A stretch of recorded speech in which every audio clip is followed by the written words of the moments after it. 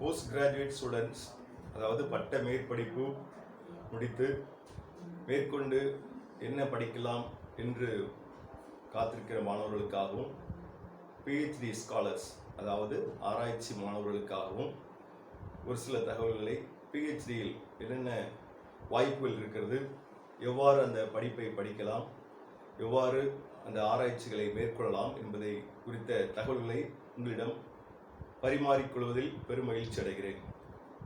Post graduate students, ஒருவேளை நீங்கள் PhD பண்ணுவதற்கு ரொம்ப ஆர்வமாக இருந்தால் முதலாவதாக 3 காரியங்களை நீங்கள் தேர்ந்தெடுக்க வேண்டும். முதலாவது, உங்களுக்கு எந்த பாடத்தில் விருப்பம் இருக்கிறது. உதாரணமாக பாட்னியில் பார்த்தீங்கன்னா ஹெர்பல் பாட்னி இருக்குது, ஃபாரன்சிக் பாட்னி இருக்குது, சிஸ்டமேட்டிக் பாட்னி இருக்குது, எக்கனாமிக் பாட்னி இருக்குது. இதை போன்று உங்களுடைய பாடப்பிரிவில் எந்த பாடத்தில் உங்களுக்கு அதிகமாக விருப்பம் இருக்கிறது என்பதை நீங்கள் முதலாவதாக அறிந்து அதில் ஆராய்ச்சி மேற்கொள்ள உங்களை தயார்படுத்திக் கொள்ள வேண்டும். இரண்டாவதாக, இந்த ஆராய்ச்சிகளை எந்தெந்த ஆராய்ச்சி மையங்கள் மேற்கொள்ளுகின்றன, இதே போன்ற பாடப்பிரிவு சம்பந்தமான ஆராய்ச்சிகளை எந்த ஆராய்ச்சி மையங்கள், இல்லை என்றால் பல்கலைக்கழகங்கள், இல்லை என்றால் எந்த கல்லூரிகளில் இந்த ஆராய்ச்சிகள் அதிகமாக மேற்கொள்ளப்பட்டு வருகிறது என்பதை நீங்கள் தெரிந்து கொள்ள வேண்டும். மூன்றாவதாக, ஆராய்ச்சி வழிகாட்டி கைட், இதற்கென்ற கைட், அந்த பாடப்பிரிவில் இதற்கு நிபுணத்துவம் பெற்ற கைடு இருக்கிறார்களா என்பதை அறிந்து கொள்ள வேண்டும். அந்த கைடு இருந்தாலும் அவர்களிடம் வேகன்சி இருக்குதா என்பதை அறிந்து கொள்ள வேண்டும். ஏனென்றால் தற்சமயம் பல்கலைக்கழக மானியக் குழுவின் அறிவுறுத்தலின்படி ஒரு அசிஸ்டன்ட் ப்ரொஃபஸர், உதவி பேராசிரியர் 4 ஆராய்ச்சி மாணவர்களை கைட் பண்ணலாம். இணை பேராசிரியர்களாக இருக்கின்ற பேராசிரியர்கள் 6 மாணவர்களையும், பேராசிரியர்கள் ஃபுல் ப்ரொஃபஸர்ஸ் 8 மாணவர்களையும் ஆராய்ச்சிகளுக்காக தேர்ந்தெடுத்து கைட் பண்ணலாம் என்று பல்கலைக்கழக மானியக் குழு தெரிந்திருக்கிறது. எனவே முதலாவதாக இந்த 3 விஷயங்களை நீங்கள் அறிந்து அதில் நீங்கள் தெளிவு பெறும்போது நீங்கள் இந்த பிஹெச்டி ஆராய்ச்சினை மேற்கொள்ளலாம். இவ்வாறு நீங்கள் உங்களுடைய ஆர்வம் சரியானதாக, உங்களுடைய தெரிந்தெடுப்பு பாடப்பிரிவு, அந்த சென்டர், அதே போன்ற கைட் எல்லாம் சரியானதாக இருந்தால் நீங்கள் அடுத்ததாக நீங்கள் ஆராய்ச்சிக்கான என்னென்ன தகுதிகள், எவ்வளவு கால வரையறை, அதை அறிந்து கொள்ள வேண்டும். முதலாவதாக, எம்எஸ்சி எம்ஏ முடித்தவர்கள் 55% பெற்றவர்கள் இந்த பிஹெச்டி என்ட்ரன்ஸ் எழுதலாம். ஒவ்வொரு பல்கலைக்கழகத்திலும் ஒரு குறிப்பிட்ட தேதியிலே பிஹெச்டி என்ட்ரன்ஸ் வைப்பார்கள். அந்த என்ட்ரன்ஸ் எழுத வேண்டும். அந்த என்ட்ரன்ஸ் எழுதுவதற்கு முன்பாக உங்களுடைய கல்வி தகுதி சரியானதாக இருக்கிறதா என்பதை தெரிந்து கொள்ள வேண்டும். உதாரணமாக 55% கண்டிப்பாக இருக்க வேண்டும். ஒரு சில பிரிவினருக்கு 50% இருந்தாலே போதுமானது. எனவே முதலாவதாக எம்எஸ்சி முடித்தவர்கள் இந்த என்ட்ரன்ஸ் எழுதும் பொழுது உங்களுடைய முதுகலை பட்டப்படிப்பில் என்ன படித்திருக்கிறீர்களோ அந்த பாடப்பிரிவிலிருந்து கேள்விகள் கேட்கப்படும். எனவே இதில் நீங்கள் குறிப்பிட்ட மதிப்பெண்கள் பெற வேண்டும். அதற்கு பின்பு உங்களுக்கு நேர்முக தேர்வு, எந்த பல்கலைக்கழகத்தில், இல்லை என்றால் எந்த கல்லூரியில் நீங்கள் ஆராய்ச்சி படிப்பினை மேற்கொள்ள விரும்புகிறீர்களோ அந்த பல்கலைக்கழகத்தில், அந்த கல்லூரியில் வைத்து உங்களுக்கு அந்த நேர்முக தேர்வு நடைபெறும். நேர்முக தேர்வு என்றால் வேறு ஒன்றும் இல்லை, நீங்கள் எந்த பாடப்பிரிவில் ஆராய்ச்சிகள் மேற்கொள்ளப்படி செய்ய விரும்புகிறீர்கள் அதை குறித்ததான விளக்கங்கள் எல்லாம் அங்கே உள்ள பேராசிரியர்களாலே கேட்கப்பட்டு அதற்கென்று தனியாக உங்களுக்கு ஒரு மதிப்பெண் வழங்கப்பட்டு நீங்கள் உங்கள் தலைப்பினை பதிவு செய்வதற்கு தேர்ந்தெடுக்கப்படுவீர்கள். எனவே 3 முறைகளில் இந்த தேர்ந்தெடுப்பு நடைபெறுகிறது. ஒன்று, உங்களுடைய பிஜி மார்க், 2வது யூனிவர்சிட்டி என்ட்ரன்ஸ் டெஸ்ட், 3வதாக இன்டர்வியூ. இதை முடித்த பின்பு நீங்கள் உங்களுடைய தலைப்பினை நீங்கள் பதிவு செய்து கொள்ளலாம். டைரக்டாக எம்எஸ்சி முடித்த பின்பு நீங்கள் பிஹெச்டி செய்வதற்கு 3 ஆண்டுகள் முதல் 5 ஆண்டுகள் வரை உங்களுக்கு வழங்கப்படுகிறது. சில பேர் எம்ஃபில் செய்துவிட்டு வருவார்கள். அவர்களுக்கு 2 ஆண்டுகள் minimum duration. So full time PhD அப்படின்னு பார்க்குறப்போ 3 ஆண்டுகள். இல்லை பார்ட் டைம் பிஹெச்டி இருக்குது, அது 4 ஆண்டுகள். அதாவது ஏதாவது ஒரு கல்லூரியில் இல்லைனா ஏதாவது ஒரு அரசு பணியில் நீங்கள் பணிபுரிந்து கொண்டு வரும்போது முழு நேரமாக உங்களால் ஆராய்ச்சிகளை மேற்கொள்ளாத முடியாத சூழ்நிலையில் நீங்கள் இந்த பகுதி நேரமாக பார்ட் டைம் பிஹெச்டி பண்ணலாம். 3வது ஒரு பிஹெச்டி இருக்கிறது, அதாவது without research supervisor, independent research. ஆனால் இதற்கு டாக்டரல் கமிட்டி என்று ஒரு அமைப்பு இருக்கும். அதில் கன்வீனர் உங்களுக்கு ஒரு ஆராய்ச்சி வழிகாட்டி போன்று செயல்படுவார்கள்.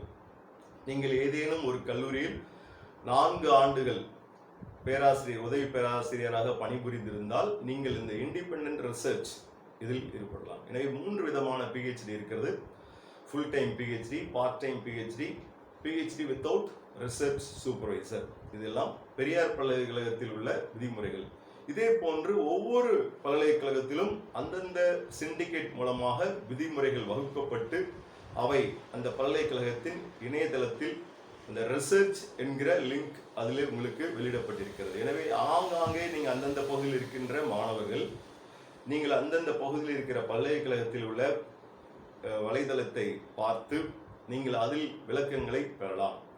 எனவே முதலாவதாக நம்ம எந்த கல்லூரி, தலைப்பு, அதே போன்று ஆராய்ச்சி வழிகாட்டி இவற்றை தேர்ந்தெடுக்கிறோம். அடுத்ததாக ரிஜிஸ்ட்ரேஷன். ஸோ இதில் டாபிக் நமக்கு மிக முக்கியம். எந்த தலைப்பிலே நாம் ஆராய்ச்சிகள் மேற்கொள்ள வேண்டும். ஒரு பாடப்பிரிவை முதலில் தேர்ந்தெடுக்கிறோம். அந்த பாடப்பிரிவில் எந்த தலைப்பு, அந்த தலைப்பு ஏற்கனவே ஆராய்ச்சி செய்யப்பட்டு முடிக்கப்பட்டதா என்பதையெல்லாம் நீங்கள் அறிந்து கொள்வதற்கு உங்களுடைய ஆராய்ச்சி வழிகாட்டி உதவியாக இருப்பார். அதாவது நம்ம எந்த ஃபீல்டில், எந்த டாப்பிக்கில் ரிசர்ச் கேப் இருக்கிறது என்பதை நாம் கண்டுபிடிக்க வேண்டும், ஐடென்டிஃபை பண்ண வேண்டும். ரிசர்ச் கேப் என்றால் எந்த பிரிவிலே அதிகமான ஆராய்ச்சிகள் மேற்கொள்ளப்படாமல் இருக்கிறது, அதை கருத்தில் கொள்ள வேண்டும். இன்ஃப்ளிக் நெட் அப்படிங்கிற ஒரு வெப்சைட் இருக்கிறது. அந்த website information and library network centre அப்படின்னு சொல்வார்கள். அந்த வெப்சைட்டில் நீங்கள் சென்று இதற்கு முன்பு என்னென்ன ஆராய்ச்சிகள் எல்லாம், ஆராய்ச்சி தலைப்புகளில் இந்த பிஹெச்டி ஆய்வு கட்டுரைகள், பிஹெச்டி தீசிஸ் சப்மிட் பண்ணப்பட்டிருக்கிறது என்பதையெல்லாம் நீங்கள் அறிந்து கொள்ளலாம். எனவே நீங்கள் இன்டர்நெட் மூலமாகவும் அறிந்து கொள்ளலாம். உங்களுடைய ஆராய்ச்சி வழிகாட்டி மூலமாகவும் நீங்கள் என்னென்ன தலைப்புகளில் இதற்கு முன்பு ஆராய்ச்சிகள் மேற்கொள்ளப்பட்டு அந்த ஆராய்ச்சிகள் பதிவு செய்யப்பட்டு ஆய்வு கட்டுரைகளாக வெளியிடப்பட்டிருக்கிறது என்பதை அறிந்து கொண்டு இந்தந்த பகுதிகளில் நாம் ஆராய்ச்சி செய்யலாம், இங்கே இந்த பகுதியில் ஆராய்ச்சி இதுவரை செய்யப்படாமல் இருக்கிறது, இந்த ரிசர்ச் கேப், அதை நீங்கள் கண்டுபிடித்து அந்த தலைப்பில் ஒரு சில அப்ஜெக்டிவ்ஸ், நோக்கங்கள், அதை நீங்கள் உங்களுடைய ஆராய்ச்சி வழிகாட்டியின் உதவியுடன் நீங்கள் தயார் செய்து அதை நீங்கள் பல்கலைக்கழகத்திற்கு அனுப்பி வைக்க வேண்டும். இதே சமயத்தில் உங்களுக்கு டாக்டரல் கமிட்டி மெம்பர்ஸ் தேர்ந்தெடுக்க உங்களுக்கு உங்களுடைய ஆராய்ச்சி வழிகாட்டி கைடு அவர் ஒரு 2 நபர்களை தேர்ந்தெடுப்பார். அதாவது வேற ஒரு பல்கலைக்கழகத்திலேயோ இல்லை வேற ஒரு கல்லூரியிலோ பணிபுரிகின்ற ஒரு நபரையும் உங்களுடைய நீங்கள் ஆராய்ச்சி மேற்கொள்ளவிருக்கின்ற அந்த கல்லூரியிலேயோ பல்கலைக்கழகத்தில் உள்ள நபரையும் டாக்டரல் கமிட்டி மெம்பர்ஸாக நியமிப்பார். இதுதான் ரெஜிஸ்ட்ரேஷன் ப்ராசஸ். ஒரு 2 மாதங்கள் 3 மாதங்களில் உங்களுக்கு உங்களுடைய ஆய்வு தலைப்பு, ஆய்வு அந்த ப்ரப்போசல் இதெல்லாம் அங்கே உள்ள பல்கலைக்கழக அலுவலர்களால், அதிகாரிகளால் அதில் சரி பார்க்கப்பட்டு பின்பு உங்களுடைய தலைப்பு அவையெல்லாம் பல்கலைக்கழகத்தில் பதிவு செய்யப்பட்டு ரிஜிஸ்ட்ரேஷன் கன்ஃபர்மேஷன் கடிதம், தபால் உங்களுக்கு வரும். எனவே நீங்கள் அதற்கு பின்பு உங்களுடைய ஆராய்ச்சிகள் எல்லாம் நீங்கள் மேற்கொள்ளலாம். இந்த ஆராய்ச்சிகளில் முதல் ஆண்டில் நீங்கள் ஒரு சில தேர்வுகள் எழுத வேண்டும்.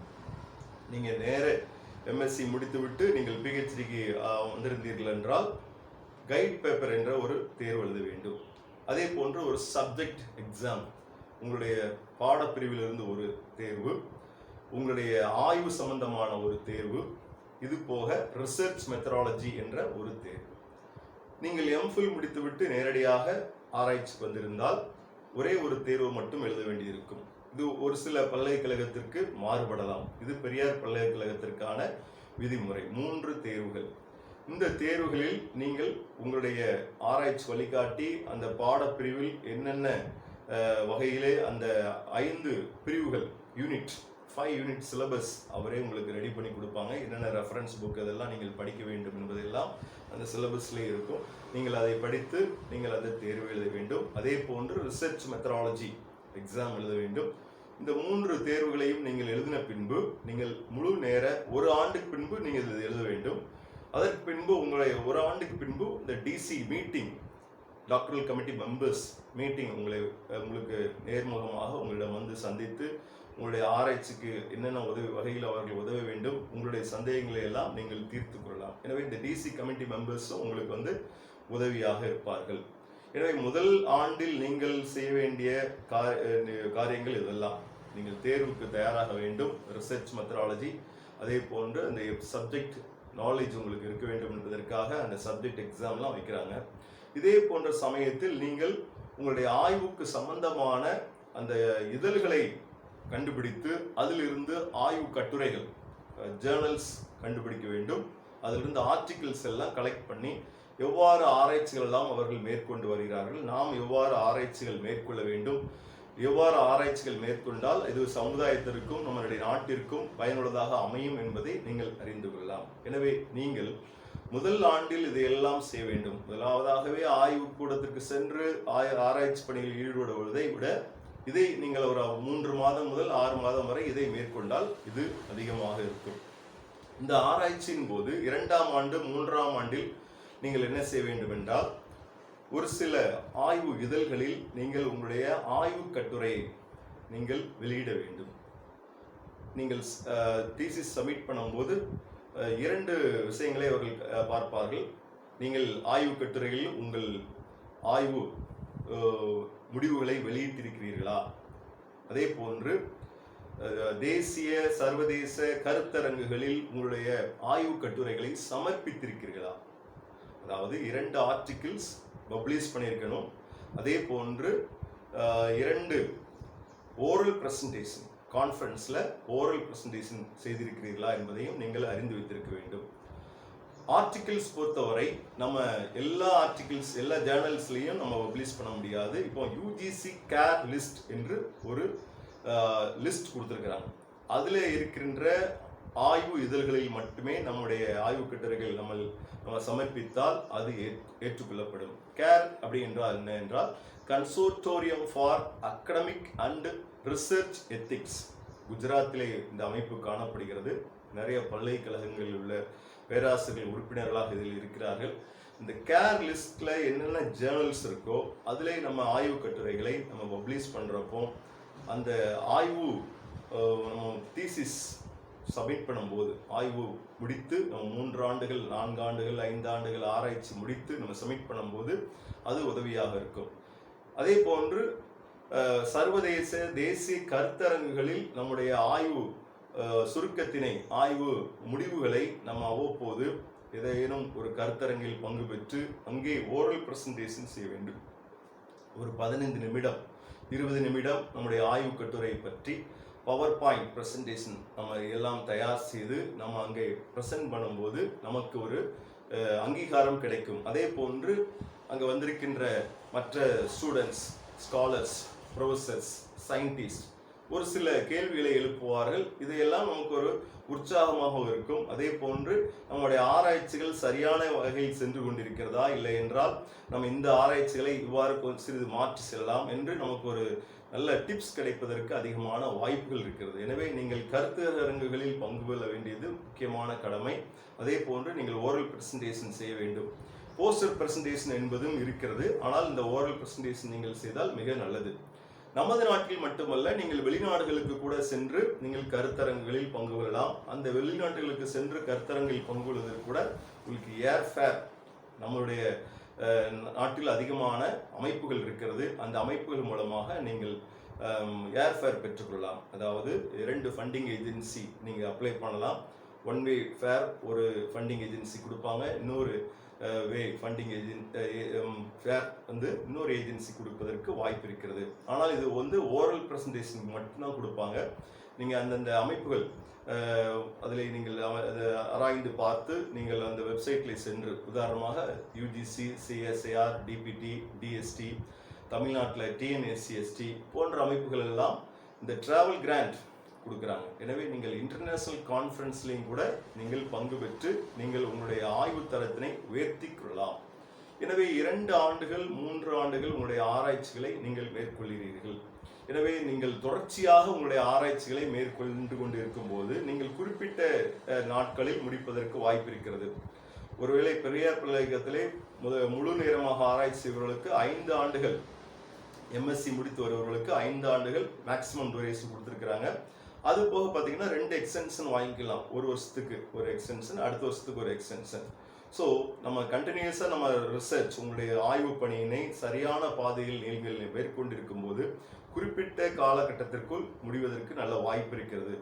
ஆய்வு முடிவுகள் நமக்கு சரியாக சாதகமாக எல்லாம் நமக்கு நல்ல முறையில் வரும்போது அந்த குறிப்பிட்ட காலத்திற்குள் நம்ம முடிக்க வாய்ப்பு இருக்கிறது. எனவே ஒவ்வொரு நாட்களும் ஒவ்வொரு மாதமும் நமக்கு மிக முக்கியமாக கருதப்படுகிறது. ஆராய்ச்சி பணியினை தொய்வின்றி நீங்கள் எந்த விதமான இடைவெளியின்றி நீங்கள் செய்யும் போது நீங்கள் குறிப்பிட்ட தேதியில் நீங்கள் அந்த ஆராய்ச்சியினை முடித்துக் கொள்ளலாம். இந்த ஆராய்ச்சிகளுக்கு உங்களுக்கு உதவியாக ஒரு சில ஆராய்ச்சியாளர்களையும் நீங்கள் அணுகி பெற்றுக்கொள்ளலாம். அறிஞர்களாக இருக்கலாம், ஏதாவது ஒரு இன்ஸ்டியூட்ல நீங்கள் அந்த இன்ஸ்டியூட்ல கொலாபரேட்டிவா கேட்டு கூட பண்ணியிருக்கலாம். உங்களுடைய டாபிக் வந்து உங்களுடைய சப்ஜெக்ட்லேயே தான் இருக்கணும்னு அவசியம் கிடையாது. இன்டர் டிசிப்ளினரியில் கூட நீங்கள் செலக்ட் பண்ணிக்கலாம். சில பேர் பார்த்தீங்கன்னா பயோடெக்னாலஜியில் பிஹெச்டி பண்ணுவாங்க, அவங்க இன்டர் டிசிப்ளினரியாக பாட்டனியில் பண்ணலாம். மைக்ரோபயாலஜி எம்எஸ்சி முடிச்சிருப்பாங்க, இன்டர் டிசிப்ளினரியாக பாட்னி பண்ணலாம். இந்த மாதிரி நம்ம வந்து என்ன பண்ணலாம்னா இன்டர் டிசிப்ளினரி ரிசர்ச்சும் பண்ணலாம், அது விருப்பப்பட்டால் தேவைப்பட்டால். ஆனால் அதற்கு என்று நம்ம கோ கைடு என்று இன்னொரு நபரையும் இன்னொரு பேராசிரியரையும் நாம் நியமித்துக் கொள்ள வேண்டும். எனவே இன்டர் டிசிப்ளினரி ரிசர்ச்சும் நிறைய பல்கலைக்கழகங்கள் ஊக்குவிக்கப்படுகிறது. ஆனால் நமக்கு அதுக்கு உண்மையிலேயே நமக்கு அந்த இன்ட்ரெஸ்ட், நமக்கு அந்த ஆராய்ச்சிக்கு நமக்கு தேவைப்பட்டால் நம்ம இன்டர் டிசிப்ளினரி ரிசர்ச் இதை பண்ணலாம். எனவே நீங்கள் ஆராய்ச்சிகளுக்காக அறிஞர்கள் மற்றும் வெளிநாட்டு அறிஞர்கள், சயின்டிஸ்ட், ப்ரொஃபசர்ஸ் கூட நம்ம இமெயில் மூலமாக, அது மூலமாக கூட நம்ம தபால் மூலமாக கூட நம்ம என்ன பண்ணலாம், தொடர்பு கொள்ளலாம். அவர்களும் அவ்வப்போது நமக்கு உதவி செய்வார்கள். ஏதாவது ஒரு பேராமீட்டர், ஏதாவது ஒரு அப்ஜெக்டிவ் நமக்கு இன்கம்ப்ளீட்டாக கம்ப்ளீட் பண்ணுறதுக்கு நமது நாட்டிலேயோ நமது மாநிலத்திலேயோ செய்வதற்கு கஷ்டமாக இருந்தால் வேறு மாநிலத்தில் உள்ள அறிஞர்கள், சயின்டிஸ்ட், அதே போன்று நம்ம வந்து ப்ரொஃபசர்ஸ் கான்டாக்ட் பண்ணும்போது கண்டிப்பாக அவர்கள் அதை நமக்கு உதவி செய்வார்கள். அதுக்கப்புறம் நம்ம தீசிஸ் எப்படி எழுத வேண்டும் என்பதை நன்றாக தெரிந்து வைத்திருக்க வேண்டும். தீசிஸ் ப்ரிப்ரேஷன், ஒவ்வொரு சாப்டர் எவ்வாறு நம்ம தயாரிக்க வேண்டும், introduction, review of literature, materials, method, result, discussion, summary, reference, இதெல்லாம் நம்ம எப்படி தயார் பண்ணிக்கொள்ள வேண்டும். இதற்கு நிறைய புக் இருக்குது. தீசிஸ் ரைட்டிங் அப்படிங்கிற புக்கு இருக்குது. அந்த தீசிஸ் ரைட்டிங் புக்கில் வந்து நம்ம இன்ட்ரோடக்ஷன்னா என்ன, அது எப்படி நம்ம ஏற்கனவே நம்ம எம்எஸ்சி ப்ராஜெக்ட்ஸ் பண்ணியிருப்பீங்க, எம்ஏ படிக்கும்போது ப்ராஜெக்ட் பண்ணியிருப்பீங்க. அது எம்எஸ்சி படிக்கும்போது இங்கே ரிசர்ச் மெத்தடாலஜி அப்படின்னு ஒரு பேப்பர் படிச்சிருப்பீங்க. ஸோ அந்த பேப்பர்லேயே உங்களுக்கு வந்து தீசிஸ் ரைட்டிங் பற்றிலாம் உங்களுக்கு நிறைய டிப்ஸ் கிடைச்சிருக்கும், ஒரு ஐடியா கிடைச்சிருக்கும். இருந்தாலும் நீங்கள் இந்த தீசிஸ் ரைட்டிங்ஸ் நிறைய புக்கு இல்லைன்னா நிறைய லைப்ரரியில் சென்று தீசிஸ் நீங்கள் பார்க்குறப்போ உங்களுக்கு ஒரு நல்ல ஐடியா கிடைக்கும். எனவே தீசிஸ் ரைட்டிங் நீங்கள் நல்லா தெரிந்திருந்திருந்தால், அதே போன்று டைப்பிங், உங்களுக்கு டைப்பிங் நல்ல முறையில் தெரிந்திருந்தால் நீங்கள் உங்களுடைய தீசிஸை நீங்களே ப்ரிப்பேர் பண்ணுறதுக்கு அதிகமான வாய்ப்புகள் இருக்கிறது. அதே போன்று இதில் தீசிஸ் பண்ணும்போது நமக்கு ஃபோட்டோகிராஃப்ஸ் அதிகமாக நம்ம வந்து சரியான அளவில் நம்ம பயன்படுத்தி கொள்ள வேண்டும். வெறும் டெக்ஸ்ட் மேட்டர் மட்டுமே நம்ம வந்து தீசிஸில் இருந்தால் நல்லா இருக்காது. அதிகமாக ஃபோட்டோகிராஃப்ஸ், ஏன்னா அதான் ஒரிஜினல் டாக்குமெண்ட் நமக்கு. எனவே அது எந்த ஆராய்ச்சியாக இருந்தாலும் சரி, நீங்கள் ஒரு பணியினை மேற்கொள்ளும் போது அதையெல்லாம், அந்த புகைப்படத்தை எல்லாம் நீங்கள் எடுத்து அதை தீசிஸ் கொண்டு வரும்போது அந்த தீசிஸ் நல்ல தீசிஸாக வருவதற்கு வாய்ப்பு இருக்கிறது. எனவே நீங்கள் ஆராய்ச்சி பணிகள் எல்லாம் மேற்கொண்டு நீங்கள் சப்மிட் பண்ணுறீங்க. சப்மிட் பண்ணும்போது உங்களுக்கு கேட்பாங்க, கண்டிப்பாக இப்போ உள்ள நடைமுறைப்படி இந்த கேர் லிஸ்ட்டில் இருக்கிற ஜேர்னல்ஸில் நீங்கள் ஆர்டிக்கிள் பப்ளிஷ் பண்ணிக்கணும். அதே போன்று நீங்கள் வந்து அந்த கான்ஃபரன்ஸில் பேப்பரை ப்ரெசென்ட் பண்ணியிருக்கணும். இது போக நீங்கள் தீசிஸ் சப்மிட் பண்ணும்போது என்னென்ன டாக்குமெண்ட்ஸ் வேணும் அப்படிங்கிறத ஏற்கனவே ஒரு லிஸ்ட் பல்கலைக்கழகத்திலிருந்து கொடுத்துருப்பாங்க. நீங்கள் அதை சரி பண்ணி தயார்படுத்தி கொள்ள வேண்டும். நீங்கள் தீசிஸ் சப்மிட் பண்ணுறதுக்கு ஒரு 6 மாதத்துக்கு முன்பதாகவே நீங்கள் என்ன பண்ணலாம்னா ஸ்னாப்சிஸ் அப்படின்னு சொல்லுவாங்க. அந்த தீசிஸுடைய ஆய்வு சுருக்கம், அந்த ஆய்வு சுருக்கத்தை நீங்கள் சப்மிட் பண்ண வேண்டும்.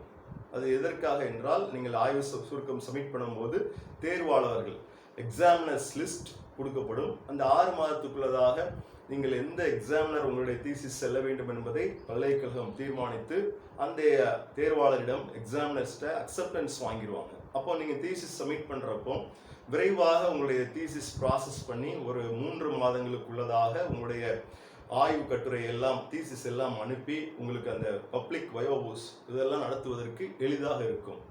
எனவே நீங்கள் முதலாவதாக தீசிஸ் வைப்பதற்கு முன்பதாக ஆய்வு சுருக்கம், அதில் சம்மரி என்னென்ன உங்களுடைய அப்ஜெக்டிவ்ஸ் எல்லாம் நீங்கள் நிறைவு செய்திருக்கிறீர்களோ அதை நீங்கள் ஸ்னாப்சிஸாக ரெடி பண்ண வேண்டும். எனவே இந்த ஸ்னாப்சிஸ் வைக்கும் போதும் நீங்கள் இதெல்லாம் கருத்தில் கொள்ள வேண்டும்.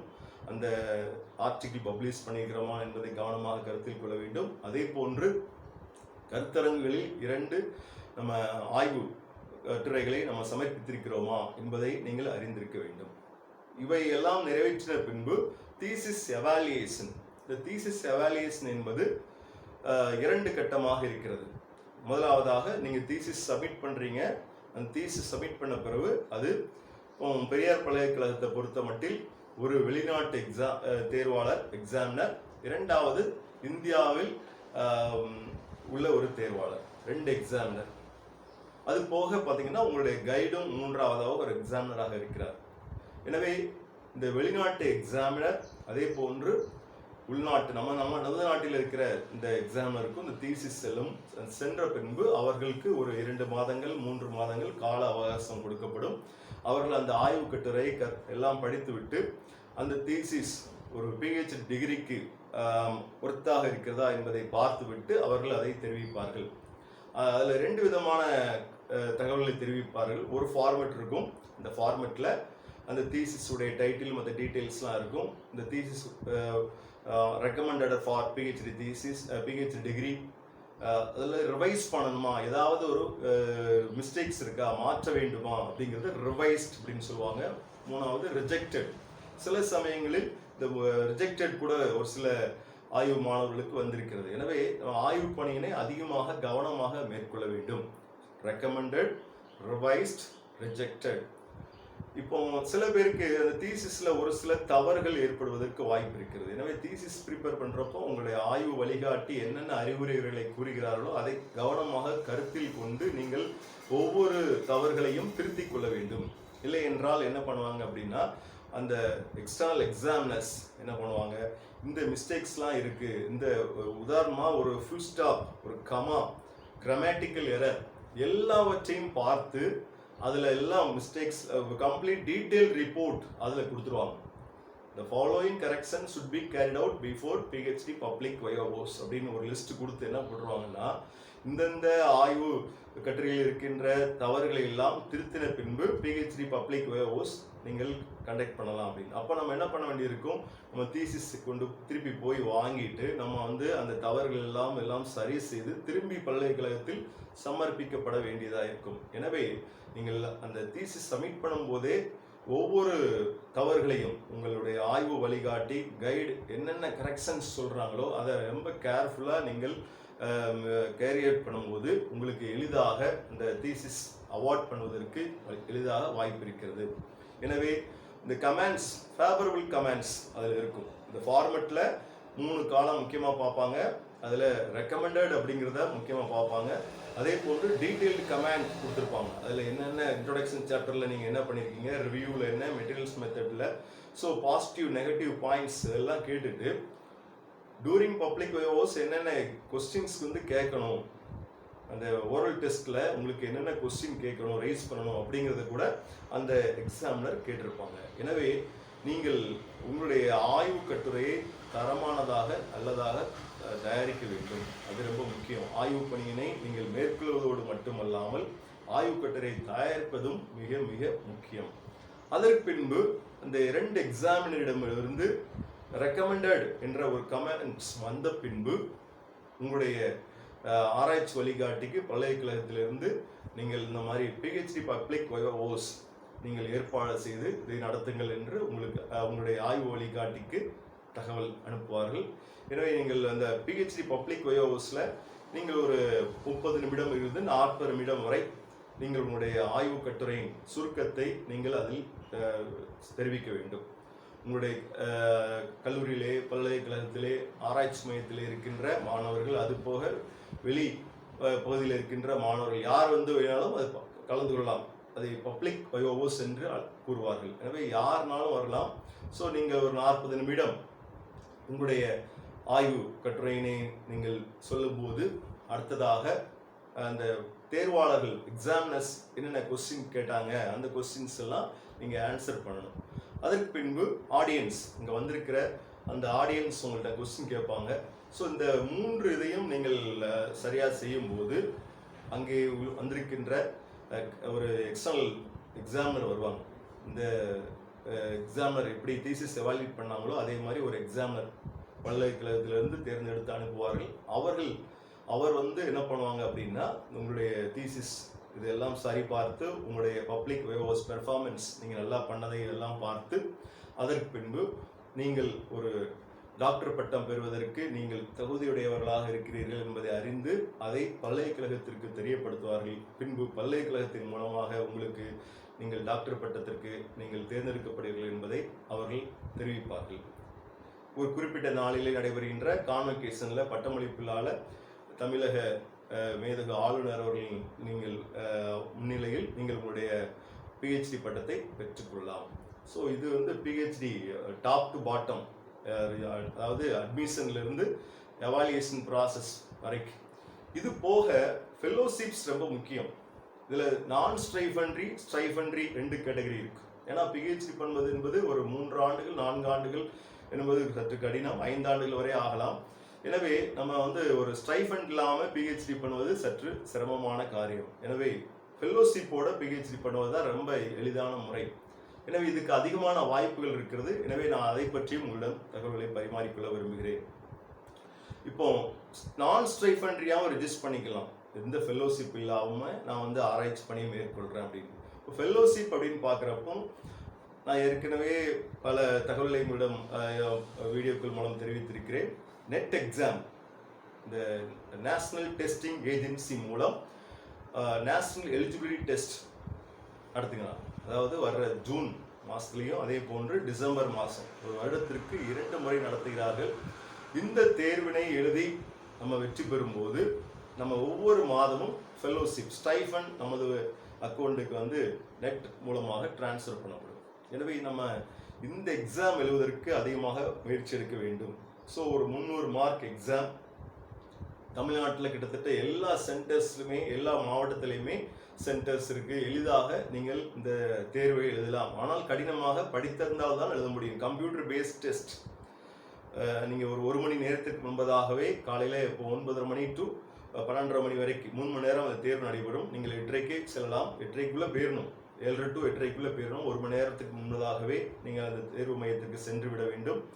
அந்த 3 மணி நேரம் பேப்பர் 1 பேப்பர் 2 என்று 2 டெஸ்ட் இருக்கிறது. 50 மார்க் 50 கொஸ்டின் ஃபர்ஸ்ட் பேப்பரில் இருக்கும். 2வது கொஸ்டின் 2வது இதில் பார்த்தீங்கன்னா ஒரு 100 கொஸ்டின் இருக்கும் 2வது பேப்பரில். இதை நீங்கள் சிலபஸ் எல்லாமே பார்த்தீங்கன்னா நீங்கள் இன்டர்நெட்டில் கலெக்ட் பண்ணிக்கலாம். ஒவ்வொரு பாடத்திற்கும் சயின்ஸ் பொறுத்த மட்டில் physical science, chemical science, mathematical science, life science, இது மாதிரி ஓசனோகிராஃப் சயின்ஸ், இது போன்ற பாடப்பிரிவுகளில் எக்ஸாம் நடக்கும். இப்போ பாட்னி முடித்திருக்கிறவங்க, பயோகெமிஸ்ட்ரி முடிச்சிருக்கிறவங்க, மைக்ரோபயாலஜி, பயோடெக்னாலஜி, சுவாலஜி, இவங்கெல்லாம் லைஃப் சயின்ஸில் எக்ஸாம் எழுதணும். அதே போன்று ஒவ்வொரு பாடப்பிரிவுகளும் அதில் இருக்கும். அதனால் பாட்னி முடித்தவங்க பாட்னின் இல்லை அப்படின்னு நினைக்கக்கூடாது. லைஃப் சயின்ஸ் அப்படி ஜெனரல் கேட்டகரி. ஸோ ஒவ்வொரு இதே மாதிரி தான் ஆர்ட்ஸ்க்கும் இருக்குது. அந்தந்த பாடப்பிரிவுகளில் நம்ம படிக்கும்போது இதுக்கென்று சிலபஸ்லாம் இருக்குது. அதை நம்ம இன்டர்நெட்லலாம் கலெக்ட் பண்ணி நீங்கள் எம்எஸ்சி படிக்கும்போதே, எம்ஏ படிக்கும்போதே இந்த மாணவர்கள் இதை படித்தால் இந்த எக்ஸாம் எழுதுவதற்கு எளிதாக இருக்கும். ஸோ இந்த எக்ஸாம் பாஸ் பண்ணிட்டு பிஹெச்டி பண்ணால் ரொம்ப எளிது. நம்ம எந்த பல்கலைக்கழகத்தை விரும்புகிறோமோ, எந்த ஆராய்ச்சி மையத்தை விரும்புகிறோமோ அந்த மையத்திற்கு சென்று நம்ம பிஹெச்டி சேர்ந்து கொள்ளலாம். அங்குள்ள கைடு உங்களை ஏற்றுக்கொள்வாங்க. ஏன்னா நீங்கள் ஃபெல்லோஷிப்போட போகிறீங்க. இல்லை என்றால் நமக்கு கொஞ்சம் கஷ்டமாக இருக்கும். ஸோ இந்த சிஎஸ்ஐஆர் மாதிரி ஐசிஎம்ஆர் இருக்குது, Indian council of medical research. அதே போன்று டிபிடி, டிஎஸ்டி, இது மாதிரி அமைப்புகளும் பார்த்தீங்கன்னா இந்த ஃபெல்லோஷிப்ஸ் கொடுக்குறாங்க. இது போக ஒரு சில எக்ஸாம்ஸ் கண்டக்ட் பண்ணுறாங்க, ஜேஆர்எஃப் எக்ஸாம்ஸ். ஸோ நீங்கள் 3 ஆண்டுகள் இந்த ஸ்டைஃபண்ட் பெற்றுக்கொள்ளலாம். 3 ஆண்டுகள் முடித்து நீங்கள் எஸ்ஆர்எஃப் என்ற ஒரு இது இருக்கு, சீனியர் ரிசர்ச் ஃபெல்லோ. 3 ஆண்டுகளில் நீங்கள் செய்த ஆராய்ச்சியின் பயனாக நீங்கள் வெளியிடப்பட்டிருக்கின்ற 2 கட்டுரைகள், உங்களுடைய ஆராய்ச்சி அனுபவம் இதெல்லாம் வைத்து நீங்கள் இன்னும் 2 ஆண்டுகள் எனக்கு இந்த ஆராய்ச்சி நிதி உதவி தேவைப்படுகிறது என்பதை எஸ்ஆர்எஃப் ஒரு இன்டர்வியூ மூலமாக உங்களுடைய ப்ரப்போசல்ஸ் எல்லாம் அனுப்பி நீங்கள் நேர்முகமாக சென்று டெல்லிக்கு அந்த சிஎஸ்ஐஆர் மையத்திற்கு சென்று நீங்கள் எஸ்ஆர்எஃப் பெற்றுக்கொள்ளலாம். இது போக ஒரு சில மத்திய அமைப்புகளும் மத்திய அரசு அமைப்புகளும் கொடுக்குறாங்க. உதாரணமாக பார்த்தீங்கன்னா யூஜிசில இருந்து Rajiv Gandhi fellowship, SC ST ஸ்டூடெண்ட்ஸ்காண்டி இந்த ராஜீவ் காந்தி ஃபெலோஷிப்ஸ் இருக்கு, பிஹெச்டி பண்ற scholars.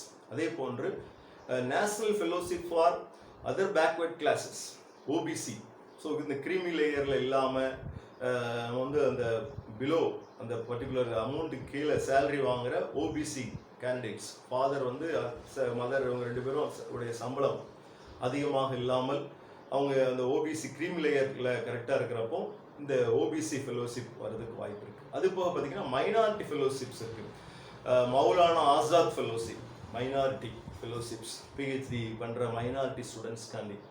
Prime minister fellowship for doctoral research, அது ஒன்று தனியாக இருக்குது. இது போக இன்னொரு அமைப்பு இருக்குது பார்த்தீங்கன்னா ஜவஹர்லால் நேரு மெமோரியல் ஃபண்டு, இது ஒரு அமைப்பு இருக்குது. இந்த பார்த்தீங்கன்னா போத் சயின்ஸ் ஆர்ட்ஸ் எல்லாத்துக்குமே கொடுக்குறாங்க, 2 பிஹெச்டி ஸ்காலர்ஸ்க்குமே கொடுக்குறாங்க. இது போக டிஎஸ்டி டிபிடியில் விமன் சயின்டிஸ்ட் ஸ்கீம் இருக்குது. நீங்கள் பிஹெச்டி பண்ணிக்கிட்டு இருக்கிறப்போ ஒரு ஸ்பெஷல் கேட்டகரியில் இந்த ஃபெலோஷிப் கிடைப்பதற்கு இது அதிகமான வாய்ப்புகள் இருக்கிறது. எனவே ஃபெலோஷிப் இல்லாமல் பிஹெச்டி பண்ணுறது கொஞ்சம் கஷ்டம். இது போக பார்த்தீங்கன்னா யூனிவர்சிட்டியில் பிஹெச்டி பண்ணுறவங்களுக்கு யூனிவர்சிட்டி ஃபெலோஷிப் இருக்குது. ஒவ்வொரு பாடத்திற்கும் பார்த்தீங்கன்னா ஒரு 4 பிஎஃப்ஆர்எஸ் ஸ்கீம். இந்த ஸ்கீமுக்கு அடுத்து பார்த்தீங்கன்னா தமிழ்நாடு கவர்மெண்ட்ல இருந்து ஆதி திராவிடர் டிபார்ட்மெண்ட், ஆதி திராவிடர் நலத்துறையிலிருந்து பார்த்தீங்கன்னா ஃபெலோஷிப் கொடுக்குறாங்க. இந்த ஃபெலோஷிப்லேயும் பார்த்தீங்கன்னா உங்களுக்கு மாதத்திற்கு 5000 கிடைக்கும். Tamil Nadu directorate of college and எஜுகேஷன்ல இருந்தும் ஒரு ஃபெலோஷிப் இருக்கு, அதாவது முழு நேரமாக பிஹெச்டி பண்ற மாணவர்களுக்கு, கல்லூரியிலேயே முழு நேரமாக பிஹெச்டி பண்ற மாணவர்களுக்கு. எனவே இந்த 3 முறைகளில் கிட்டத்தட்ட தமிழ்நாட்டில் பார்த்தீங்கன்னா ஸ்டேட் கவர்மெண்ட் மூலமாக state council for science and technology, Tamil Nadu Adi Dravidar department, அதே போன்று Tamil Nadu directorate of college and education, இந்த அமைப்பின் மூலமாக பெற்றுக்கொள்ளலாம். இது போக பல்கலைக்கழகங்களில் நீங்கள் அவ்வப்போது சென்று அந்த யூனிவர்சிட்டி ஃபெலோஷிப் வேக்கண்ட் அதை தெரிந்து கொண்டு நீங்கள் அதுலேயும் ஃபெலோஷிப்போட பிஹெச்டி பண்ணலாம். பிஎஸ்சி முடித்தவுடன் கூட பிஹெச்டி இருக்கு, integrated PhD, Jawaharlal Nehru university, Indian institute of science, centre for cellular and molecular biology, இது போன்ற அமைப்புகள். ஒரு சில அமைப்புகள் நான் சொல்லிக்கிறேன், நிறைய அமைப்புகள் இருக்கு. இந்த அமைப்புகள்லாம் பார்த்தீங்கன்னா பிஎஸ்சி முடிக்கின்ற மாணவர்கள் ஒரு நேர்முக தேர்வுக்கு என்ட்ரன்ஸ் எழுதும்போது அவர்கள் எம்எஸ்சியும் பிஹெச்டியும் சேர்ந்தே இன்டிகிரேட்டட் பிஹெச்டி பண்ணலாம். எனவே இந்த பிஹெச்டியும் பண்ணுறது கொஞ்சம் பிஎஸ்சி படிக்கின்ற மாணவர்கள் அவர்கள் அந்த பிஎஸ்சி டிகிரியை நல்ல முறையிலே அதிகமான மதிப்பெண்கள் பெறும்போது அவர்கள் அந்த என்ட்ரன்ஸ் பாஸ் பண்ணும்போது இன்டிகிரேட்டட் பிஹெச்டியும் பண்ணலாம். இது போக பிஹெச்டி ஃபாரின்லேயே பண்ணுறதுக்கு நிறைய ஃபெலோஷிப் இருக்குது. நம்ம இந்தியன் எம்பசி மூலமாக Indian Japanese fellowship, India Israel fellowship, date fellowship, இது போன்ற நிறைய ஃபெலோஷிப்ஸ் இருக்குது ஃபாரினில் கூட பிஹெச்டி பண்ணுறதுக்கு. எனவே நீங்கள் அந்தந்த வெப்சைட்டில் இன்டர்நேஷ்னல் ஃபெலோஷிப்ஸ் அப்படிங்கிறது நீங்கள் பார்த்தீர்கள் என்றால் அதிகமான தகவல்கள் தெரிந்து கொள்ளலாம். வெறும் ஆர்ட்ஸுக்கு மட்டும்தான் இந்த மாதிரி அமைப்புகள் இருக்கு, சயின்ஸ்க்கு மட்டும்தான் அமைப்புகள் இருக்குன்னு நினைக்காதீங்க. நிறைய ஆர்ட்ஸ்க்கு அமைப்பு இருக்குது. உதாரணமாக Indian council of historical research நிறைய ஆர்ட்ஸ் ஸ்டூடெண்ட்ஸ்க்கு ஹெல்ப் பண்ணுறாங்க. Indian council of social science research PhD பண்ணுற ஆர்ட்ஸ் ஸ்டூடெண்ட்ஸ்க்கு அதிகமாக உதவி பண்ணுறாங்க, ஹெல்ப் பண்ணுறாங்க ஃபெலோஷிப் கொடுத்து. அதே போன்று Indian council of philosophical research, இதெல்லாம் பார்த்தீங்கன்னா ஆர்ட்ஸ் ஸ்டூடெண்ட்ஸ்க்கும் அதிகமான வாய்ப்புகள் இருக்கிறது. எனவே ஆர்ட்ஸ் ஸ்டூடெண்ட்ஸும் இந்த பிஹெச்டி பண்ணுவதற்கு அவர்கள் முன் வரலாம். இப்போ இந்த பிஹெச்டி பண்ணதுனால என்ன பயன் சார் அப்படின்னு நிறைய பேர் கேட்கலாம். பிஹெச்டி பண்ணுறது இப்போதே பொறுத்தவரையில் ஒரு அரசு கல்லூரி பேராசிரியராக, பல்கலைக்கழக பேராசிரியராக பணிபுரிய வேண்டும் என்றால் நீங்கள் நெட் ஜேஆர்எஃப் எக்ஸாம் பாஸ் பண்ணியிருக்க வேண்டும். அப்படி இல்லை என்றால் பிஹெச்டி முடித்திருக்க வேண்டும், இப்போது உள்ள தற்சமயம் உள்ள விதிமுறைகளின்படி. எனவே நீங்கள் ஒரு பேராசிரியராகவோ அதே போன்று அரசு கல்லூரி பேராசிரியராகவோ பல்கலைக்கழகத்திலே பேராசிரியராக வருவதற்கு இந்த பிஹெச்டி கண்டிப்பாக முடிக்க வேண்டும். இல்லை என்றால் அந்த தேர்வு பாஸ் பண்ணியிருக்க வேண்டும். எனவே நிறைய தனியார் கல்லூரியில் இருக்கின்ற பேராசிரியர்கள் கூட நீங்கள் பிஹெச்டிக்கு பகுதி நேரமாக பண்ணுவதற்கு நீங்கள் முயற்சி எடுக்கலாம். இது போக ஏதாவது ஒரு இன்ஸ்டியூட்ஸ், அதில் சயின்டிஸ்ட் போஸ்ட், அதில் பார்த்தீங்கன்னா கண்டிப்பாக மாஸ்டர் டிகிரி போக நிறைய சயின்டிஸ்ட் போஸ்ட்டில் வந்து என்ன கேட்குறாங்கன்னா பிஹெச்டி மஸ்ட் கம்பல்சரி அப்படிங்க. எனவே நம்ம வந்து ஆராய்ச்சி பணிகளை மேற்கொள்வதற்கும் பார்த்தீங்கன்னா இந்த அறிஞர்களாக scientist regular post, government post பெறுவதற்கு பிஹெச்டி கண்டிப்பாக தேவை. எனவே இந்த ஆராய்ச்சி பணியில் நீங்கள் விருப்பமாக இருப்பீர்கள் என்றால் அதிகமாக ஆராய்ச்சிகளை மேற்கொள்ள வேண்டும். இதற்கும் மதிப்பெண்களுக்கும் அதிகமான சம்பந்தம் கிடையாது, பாடத்தை படிப்பதற்கும். எனவே ஆராய்ச்சி என்பது வேறு, நம்முடைய படிப்பு என்பது வேறு.